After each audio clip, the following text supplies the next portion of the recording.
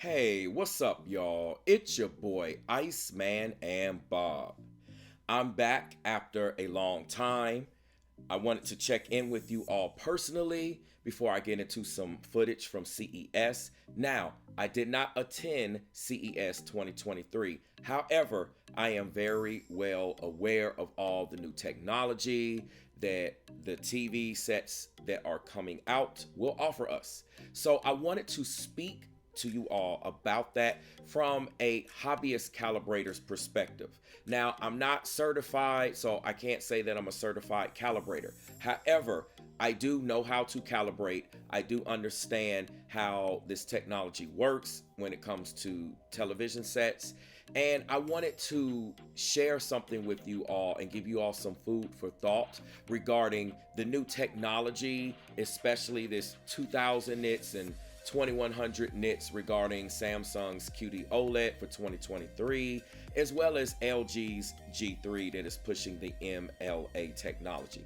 I think there's some information you all might want to hear and take into consideration before these TVs actually come out. Now, please keep in mind, most of us have not had a chance to actually see production models, even HD TV tests. Those that attended CES, a lot of what we saw was pre-production. So it won't be until we can officially get our hands on a production model for each of these brands and actually run tests and take a look at things before we can give you the final word. But I think there's some information that you all need to hear. So before I get into that, if you could kindly subscribe and hit the notification bell. That way you know when I release new content. I'm going to go ahead and switch over and show you all some footage from CES. Again, I did not attend CES 2023. I do have plans for the most part to attend CES 2024. Now, it is still early. Anything can change with those plans, but that is something in the works that I do have, as well as attending the TV shootout that will be generally in July in New York, okay? So at Value Electronics. Let's take a look at this footage, and I'm going to get into a couple of things that I think you all need to hear. I want to start off and say the technology that we have for all TV brands for 2023 that we are at least aware of is definitely an advancement. However, I will say depending on the brand, it will determine how much of an advancement over 2022 models. That being said, if you are looking for a new television set, I want you to still keep your eyes and your ears and your sights on 2022 models. They still can be had at some great prices, although depending on sale times and what have you, the prices could vary, but nonetheless, they still offer you an awful lot. And I'm going to explain why I say this in detail. Now, many of you are drawn to the 2000 nits that you've heard from the new QD OLEDs by Samsung and the 2100 nits by the MLA technology by LG, specifically the G3. And I want to speak to you all about that brightness. Now, each year, there's always something that comes out and it is a marketing thing. So I want you all to keep this in mind. Now, this is not to say that these television sets won't hit those nits, but what you have to understand is those nits of brightness are in small windows, specifically highlights. You're not going to get that type of brightness overall fulfilled in the entire screen. For instance, I'll give you an example. Last year for 2022, the Samsung S95B in filmmaker mode would average somewhere around 225 nits, give or take. It can be higher, it can be lower, but I just want to give you all a rough idea. Okay, 225 nits fulfilled is definitely not 1,000, not 1,500, and definitely not 2,000. So when the S95B was advertised to hit 1,500 nits, it was in certain windows. Now, the windows can vary. It depends on the content, again, depending on the size of the window. But what I want you all to know is it's not like the entire screen is going to hit that brightness. Also, speaking of nits and brightness, we're specifically referring to these higher numbers in HDR content. So if you primarily watch SDR content, what is that? Live television, news, sports, similar types of things, perhaps older films, older shows, etc., then regardless of the TV, you're not going to benefit a ton.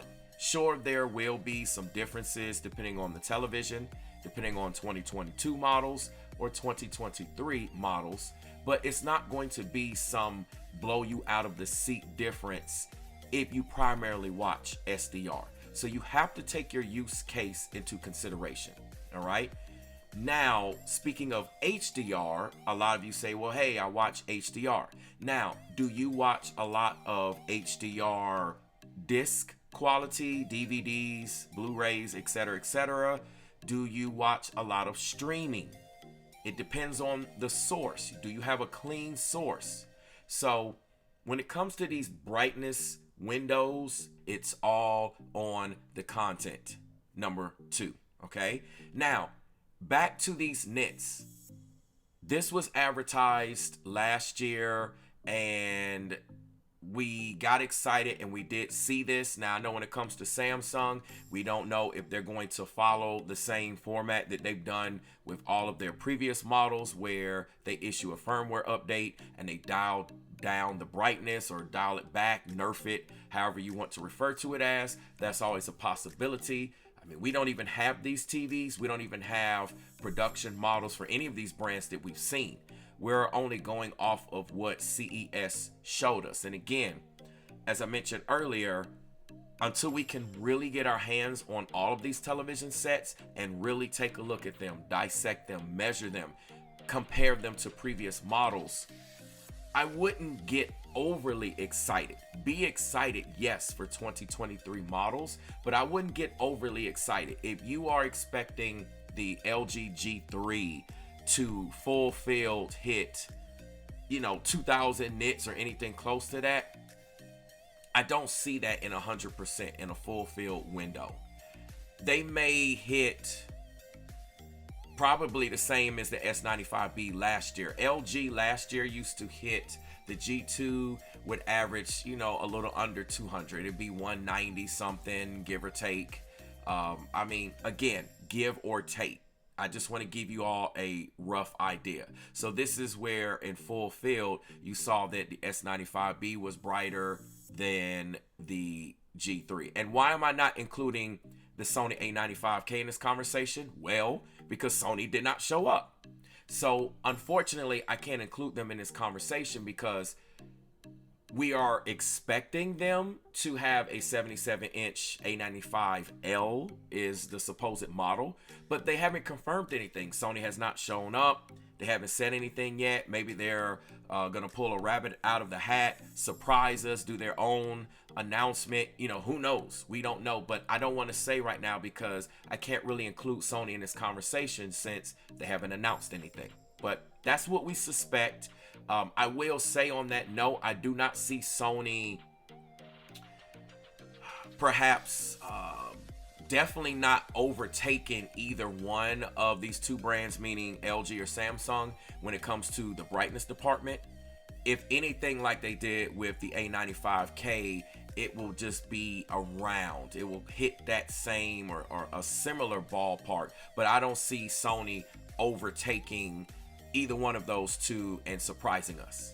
I just see them staying and playing it safe, giving you reliability, that Sony picture quality, the purest quality that most of you expect. So again, if you're thinking that you're going to just have full field brightness that's going to blow you out of the water, depending on the content with these new models, you're not going to really see a significant difference full field. Now, you will see the difference in windows, but again, I wonder how consistent it will be because Classy Tech Calibrations, he is a certified calibrator, he spoke on this as well.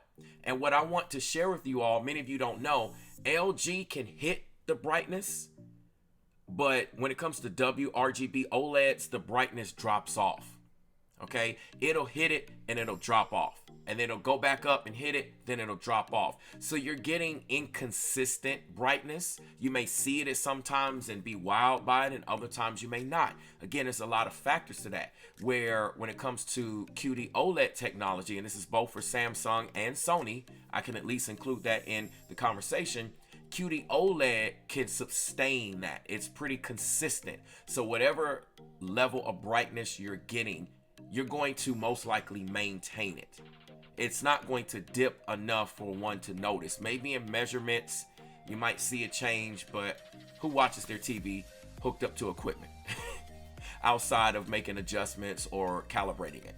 You know what I mean? So I wanted to elaborate on that, and this is one of the reasons why I did not initially just put out content about CES and what's out there to offer. You all know, you all have seen all the major publications and content creators telling us what we have and what we can expect.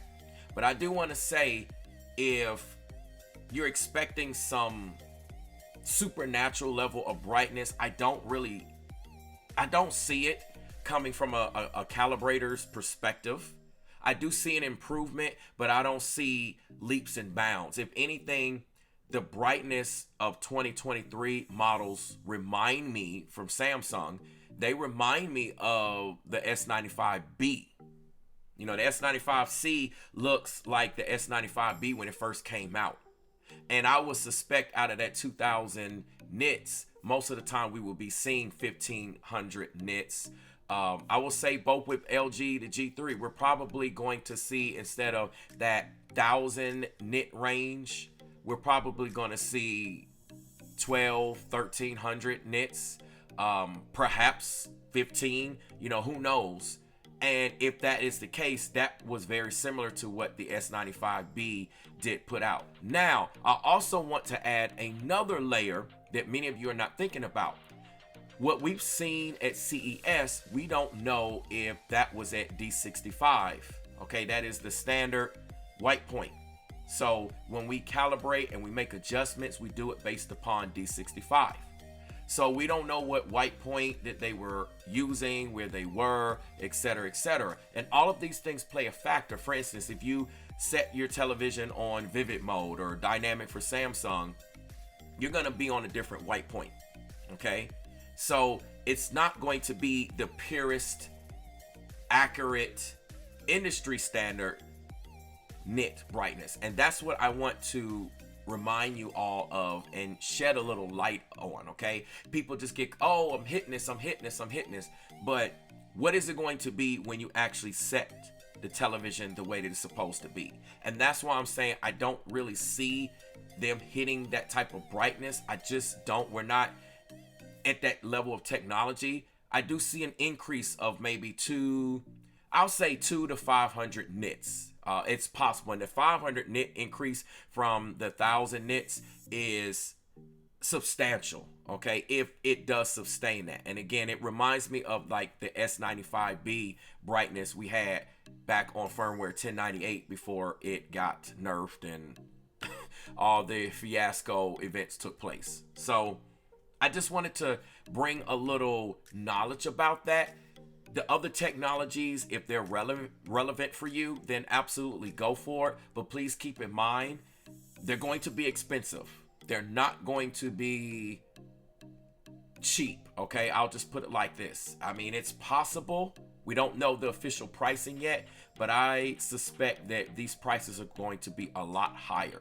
So if you are taking this in consideration, depending on your content, same thing if you're a gamer, you know, you're gonna look for HDR content. So you do want those highlights. You want that content. You want to, say, if you stream a lot, then it may not matter. Even though you may watch Netflix and Disney and all the Prime and all the streaming platforms, they do offer you Dolby Vision and, you know, HDR and HDR10 Plus and all this stuff. However, there's still gonna be some limitations there with what you can achieve versus watching an actual DVD, Blu-ray disc, etc., or perhaps some other source. So just keep that in mind depending on your use case, and don't rule out a 2022 G2. Okay, it'll be an excellent deal. This is an excellent time to pick up one. All right, same thing with a C2. I have the C2. I've had two of them, and I highly recommend the C2. Same thing. I know the S95B and all the fiasco, etc., but at its current prices, it's a great deal. Not everyone gets the bent panels. I know people get it, but it seems like you don't hear enough from people that don't get the bent panels and don't have the issues. All we hear from is the people, oh, my panel's bent, this sucks, this sucks, this sucks. And so you don't hear from people that did not receive that. I didn't have that experience. I bought one, no issues. I know other content creators who have not had that experience. I know other consumers who have not had that experience. So I just want to say there is no guarantee that if you buy 2022 Samsung S95B that you're going to have these issues, okay? I know people talk about pixels and all types of things, but honestly, as I mentioned, this can happen with all TVs, including the Sony A95K. I've mentioned that. I put a video out about issues. I'm not going to really go there. There is no such thing as a flawless TV and that you're guaranteed to not have issues. You have a higher probability to not have issues depending on the TV and the brand, but there's no guarantee. So I just want to put that out there. Once we get our hands on these television sets, there can be measurements officially. Again, we saw pre-production models. So even with HD TV tests, those are pre-production models. So I would like to see what the actual production models are going to be. And we can really break it down and measure the brightness. And we can do comparison to 2022 models. So don't rule them out. However, with QD OLED, if you need 77 inches, I mean, it's a no-brainer. You got to go 2023. And a lot of you just may want to go ahead and get that technology and just be there anyway. LG has tried, tested, and true, although they are using a new technology with MLA. So you have to keep that in mind as well. It should be reliable, but it is a new version of their technology. Okay, so just keep all of this in mind. I'm going to go ahead and get out of here. Again, I will follow up on this once more information comes out, more accessibility to these televisions are available, etc., etc. So stay tuned. On that note, thank you for watching. Thank you for listening. Please subscribe. Please hit the like button. And until the next time, I'll see you later. Until we stream again.